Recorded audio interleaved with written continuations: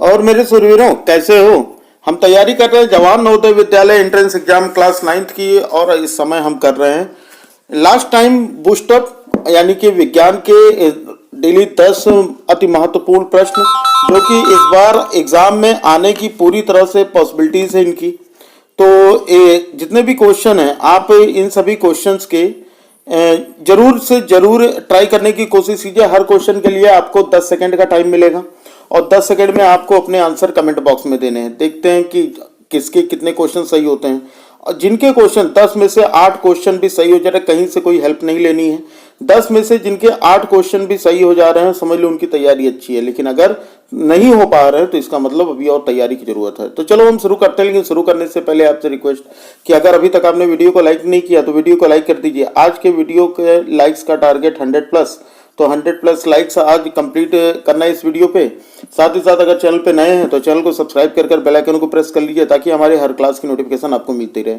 ठीक है, साथ ही साथ अपने एकेडमिक एग्जाम की तैयारी के लिए क्लास 6 to 10th के लिए अगर आप मैथ और साइंस अगर आपको पढ़ना ही है आगे चल के, तो उसके लिए अपना दूसरा चैनल है पढ़ लिया, उसका भी लिंक डिस्क्रिप्शन में है, जाकर उसे भी सब्सक्राइब कर लो। ठीक है, तो हम लोग शुरू करते हैं आज का पहला प्रश्न।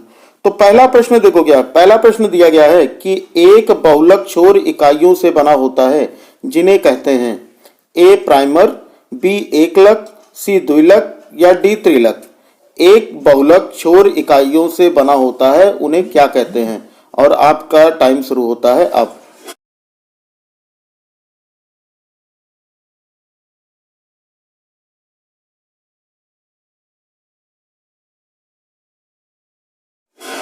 तो देखो भाई, बहुलक सबसे पहले तो हम ये जान लेते हैं कि बहुलक किसे कहते हैं। तो बहुलक जो होते हैं ना, जैसे बहुत साधारण सी भाषा में आपको बताऊं तो सबसे पहले तो हम साइंटिफिक भाषा में समझ लेते हैं, वैज्ञानिक भाषा में, कि निम्न अणुभार वाले समान या असमान छोटे अणुओं के संयोग से प्राप्त होने वाले उच्च अणुभार वाले यौगिक को बहुलक कहते हैं, यानी कि पॉलीमर कहते हैं। ठीक है, लेकिन अगर यहाँ पर ये आपके सिलेबस में इतना कुछ नहीं दिया, आप 9th में इसके बारे में डीपली पढ़ोगे। अगर आप एग्जाम्पल देखना चाहो तो एग्जाम्पल आपको दिखाई देगी मोतियों की माला। ठीक है, तो मोतियों की जो माला दिखाई देती है तो उसमें माला जो होता है पूरा वो हमारा एक बहुलक है, लेकिन उसमें जो मोतियां लगे हुई हैं वो उन्हीं को हम जो सिंगल मोतियां हैं उन्हें हम एकलक के नाम से जान सकते हैं। ठीक है, तो हमारा यहाँ पर ऑप्शन क्या होगा कि एक बहुलक छोर इकाइयों से, छोर इकाई क्या, छोटी इकाइयों से बना होता है ना, उन्हें हम क्या कहते हैं? ठीक है, मतलब बहुलक का एक छोर जो होता है, मतलब एक छोटी इकाई जो होती है, उसे हम क्या कहते हैं? तो आपको समझ में आ गया होगा, तो उसे हम बोलते हैं एकलक, यानी कि बी ऑप्शन जो होगा ये हमारा बिल्कुल करेक्ट होगा। ठीक है ना। चलो भाई, दूसरे क्वेश्चन पे हम आते हैं। दूसरा क्वेश्चन हमें क्या दिया गया? दूसरा क्वेश्चन दिया गया है कि क्या दिया गया कि निम्न में से प्राकृतिक बहुलक है। ठीक है, हमें क्वेश्चन में क्या दिया गया कि निम्न में से प्राकृतिक बहुलक है। तो प्राकृतिक बहुलक कौन सा है भाई? थोड़ा सा और क्वेश्चन बड़ा कर देते हैं। तो निम्नलिखित में से प्राकृतिक बहुलक कौन है? आपके ऑप्शन है ए जूट, बी ऊन, सी सिल्क या डी ये सभी। और आपका समय शुरू होता है अब।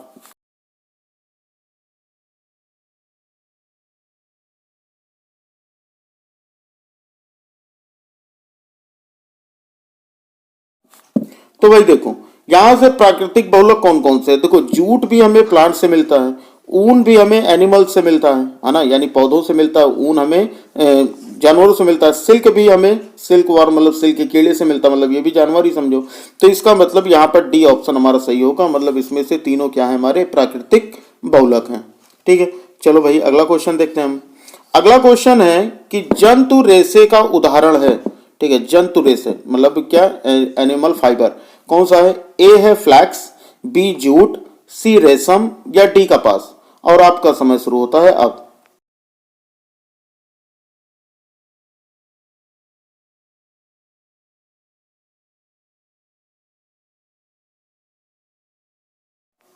तो देखो, काफी सारे बच्चों ने सही जवाब दिया है ना। जो बच्चे बिना किसी हेल्प के, बिना बुक की हेल्प के, कहीं से भी बिना गूगल किए जो आंसर दे रहे हैं उनके लिए तो बहुत ही अच्छा है ना, अगर वो सही आंसर दे रहे हैं। लेकिन जो लोग चीटिंग कर रहे हैं वो चीटिंग करने से अभी रुक जाएं, नहीं तो आगे बहुत नुकसान होने वाला है आपका। तो यहाँ पर क्या हो जाएगा कि जंतु रेशे कौन से? देखो, यहाँ पर रेशम जो होता है ये किससे मिलता है? हमें रेशम कीट से मिलता है। बाकी सारे के सारे किससे मिलते हैं? पौधे से मिलते हैं। तो इसका मतलब सी ऑप्शन हमारा क्या होगा? रेशम होगा, जो कि जंतु रेशे का एक उदाहरण है। ठीक है, अगले क्वेश्चन पे हम आ जाते हैं भाई। अगला क्वेश्चन दिया गया क्वेश्चन नंबर 4, निम्न में से कौन पादप स्रोत से प्राप्त नहीं होता, कौन सा पादप स्रोत से प्राप्त नहीं होता है। ठीक है, इनमें से यानी कौन, इसका मतलब ये है कि कौन सा जानवर से प्राप्त होता है, ये हमें बताना है। ठीक है, तो हमारे ऑप्शन है ए जूट, बी रबड़, सी कपास या फिर डी ऊन। और आपका समय शुरू होता है अब।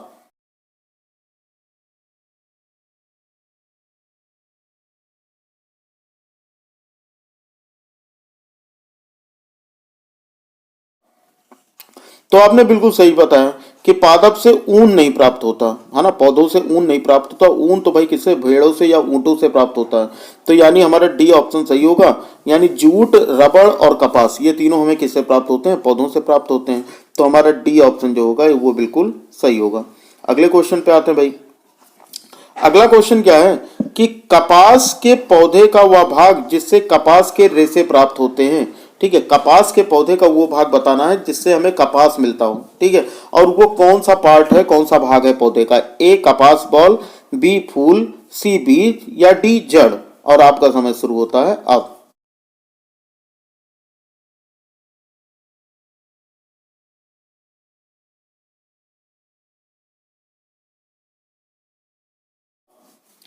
तो भाई अब आप लोगों ने बिल्कुल सही जवाब दिया। यहाँ पर हमारा जो मतलब कपास जिसे प्राप्त होता है वो होता है कपास बॉल। ठीक है, तो कपास बॉल होता है, उससे हमें कपास मिलता है। चलो भाई अगले क्वेश्चन पे आ जाते हैं। अगला क्वेश्चन हमें दिया गया है कि जूट का रेशा, ठीक है, पौधे के किस भाग से प्राप्त होता है। जूट का रेशा पौधे के किस भाग से प्राप्त होता है ना, पौधे के भाग का नाम बताना है कि जूट का पौधा पौधे के किस भाग से प्राप्त होता है। ऑप्शन ए है जड़, बी तना, सी फल या डी बीज। और आपका समय शुरू होता है अब।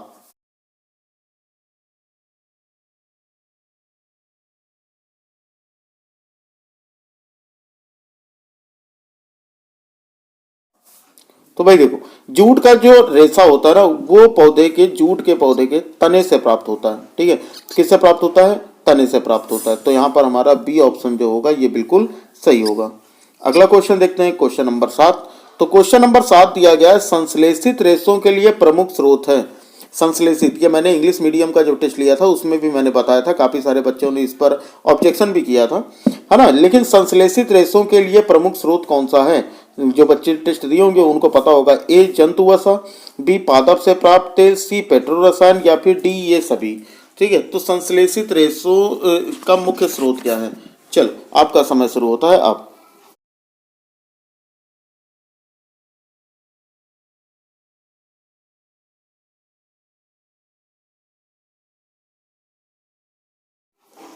तो भाई देखो, संश्लेषित रेशे जो होते हैं, संश्लेषित संश्लेषित रेशे का मतलब होता है मानव निर्मित रेशे। तो मानव निर्मित रेशे किससे होते हैं, पेट्रो रसायन से प्राप्त होते हैं, जैसे कि पॉलीथीन हो गया, है ना, या फिर पॉलीविनाइल क्लोराइड हो गया, यानी जैसे रेयन हो गया, पॉलिस्टर हो गया, एक्राइलिक हो गया, या है ना नायलॉन हो गया। ये सारे हमारे क्या हैं, ये सारे के सारे संश्लेषित रेशे हैं। और ये जनरली किससे मिलते हैं, ये पेट्रो रसायन से मिलते हैं। ठीक है, तो पेट्रो रसायन से बनाए जाते हैं। तो ये हो गई भैया हमारा क्वेश्चन नंबर 7। अगले क्वेश्चन पे हम पढ़ते हैं। तो अगला क्वेश्चन हमारा है कपास की खेती के लिए उपयुक्त मिट्टी। ठीक है, ये भी क्वेश्चन मैंने पहले भी टेस्ट में ले चुका पूछ लिया है ना, पूछ चुका हूँ ये क्वेश्चन। तो कपास की खेती के लिए उपयुक्त मिट्टी कौन सी होती है। आपके ऑप्शन है ए लाल मिट्टी, बी काली मिट्टी, सी दोमट मिट्टी या डी चिकनी मिट्टी। चलिए आपका समय शुरू होता है अब।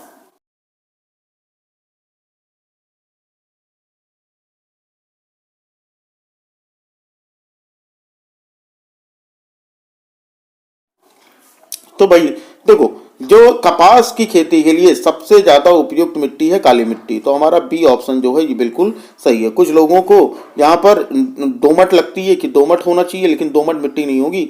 यहाँ पर बी ऑप्शन जो होगा बिल्कुल करेक्ट होगा, क्योंकि कपास की खेती के लिए काली मिट्टी जो होती है वो सबसे अच्छी होती है। ठीक है, चलो भाई अगले क्वेश्चन पे आ जाते हैं हम, क्वेश्चन नंबर 9। तो क्वेश्चन नंबर 9 दिया गया है रेयन का स्रोत क्या है। ठीक है, रेयन का स्रोत क्या है। आपके ऑप्शन से ए लकड़ी की लुगदी, बी पेट्रो रसायन, सी मोम या डी है जंतु रेशा। ठीक है, रेयान का स्रोत बताना है हमें। और आपके चारों ऑप्शन आपके सामने हैं और आपका समय शुरू होता है अब।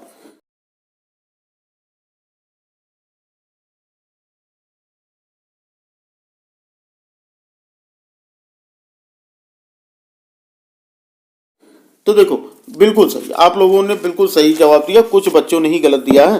तो यहाँ पर ए ऑप्शन जो होगा ये हमारा करेक्ट होगा कि रेयॉन जो होता है वो किससे होता है, लकड़ी की लुगदी के रासायनिक उपचार से प्राप्त होता है। और इनका उपयोग कहाँ कहाँ पर होता है, वस्त्र उद्योग में, टायर के तार बनाने में, कालीन बनाने में, चादर बनाने में, पर्दे, घर के कंबल, है ना, या फिर जो आपके यहाँ फ्रिज वगैरह रखने के लिए जो पर्दे बनाए जाते हैं ना, फ्रिज पर को ढकने के लिए, टीवी को ढकने के लिए, तो वो सारे रेयॉन से ही बनते हैं। रेयॉन का जो मुख्य स्रोत है वो क्या है, लकड़ी की रुकती है।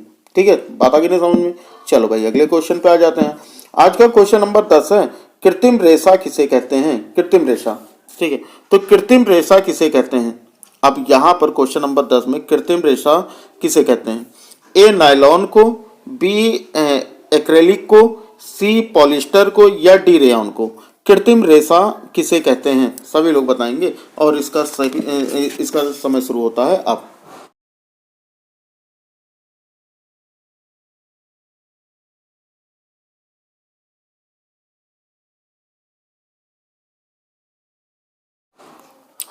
चलो भाई, तो हम लोग बता देते हैं। तो कृत्रिम रेशम जो होता है, कृत्रिम रेशा नहीं, यहाँ पर हमारा रेशम है, ठीक है ना। तो रेशा तो सभी है कृत्रिम, लेकिन ये कृत्रिम रेशम है, थोड़ी सी टाइपिंग में मिस्टेक है, तो कृत्रिम रेशम। चलो भाई अब बताओ कृत्रिम रेशम किसे कहते हैं। काफ़ी सारे बच्चे क्वेश्चन गलत था तब भी सही आंसर दे दिए, तो इसका मतलब भैया चीटिंग तो बिल्कुल नहीं करो, क्योंकि चीटिंग करोगे तो आपका नुकसान होगा। ठीक है, तो यहाँ पर ये क्या है, हमारा रेशम है। ठीक है, कृत्रिम रेशम। तो कृत्रिम रेशम कौन सा होता है, कृत्रिम रेशम होता है हमारा रेयॉन, यानी कि डी ऑप्शन जो होगा ये हमारा करेक्ट होगा। कृत्रिम रेशम कौन सा है, रेयॉन। ठीक है, तो रेयॉन और किससे मिलता है, रेयॉन लकड़ी की लुगदी से मिलता है। ठीक है, अब आप लोग बताइएगा कि आपके 10 में से कितने आंसर सही हुए। ठीक है, 10 में से आपके कितने आंसर सही हुए, सभी लोग कमेंट बॉक्स में बताइएगा।